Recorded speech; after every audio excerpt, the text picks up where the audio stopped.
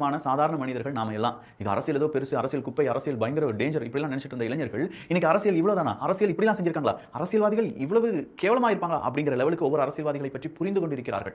எங்க கரண்ட் வராத இடத்துல கரண்ட் வருது, தண்ணி வராத இடத்துல தண்ணி வருது, கனிம வளம் மூடப்படாத இடத்துல இன்ஸ்பெக்ஷன் போறாங்க, கனிம வள அந்த குவாரிகளை மூடுறாங்க, டாஸ்மாக் கடைகள் மூடுகிறார்கள், 10 ரூபாய் வாங்கக்கூடாதுன்னு சொன்னோன்னே ஊழியர்கள் போராட்டம் நடத்துறாங்க. 10 ரூபாய் நாங்க வாங்காம எப்படி சார் இதெல்லாம் நடத்துறது அப்படின்னு சொல்லி ஊழல்ல கரை புரண்டவர்கள் ஊழலாவே இருக்க வேண்டும், ஊழல் தான் எங்களுடைய ஊற்றுக்கண், ஊழல் தான் எங்களுடைய கட்சி நிதி அப்படின்னு சொல்றவங்க எல்லாம் இன்னைக்கு பெரிய அளவுல பயத்துடன் இருக்கிறார்கள். இதெல்லாம் மாற்றம் தான்.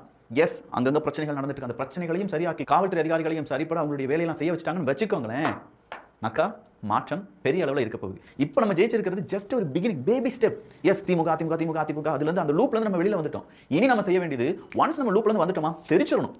வேற லெவலுக்கு நம்முடைய மாற்றம், தமிழ்நாட்டினுடைய வளர்ச்சி, தமிழ்நாட்டினுடைய செய்திகள் உலக அளவில் பிரசித்தி பெற்ற பல செய்திகளாக மாற வேண்டும். இங்க நடக்கக்கூடிய ஒவ்வொரு வெற்றியும் இந்தியாவை உலுக்கி பார்க்க வேண்டியதாக இருக்கும். எல்லோரும் தமிழ்நாட்டை திரும்பி பார்க்க வேண்டும். நம்முடைய வரலாறு, நம்முடைய நாகரீகம், நம்முடைய பண்பாடு, இது எல்லாத்தையுமே பறைசாற்றக்கூடிய ஒரு அடுத்த கட்சி, அடுத்த மாற்றமாக இருக்க வேண்டும். அது தாவேக்காவா இருந்தாலும் எனக்கு பிரச்சனை கிடையாது.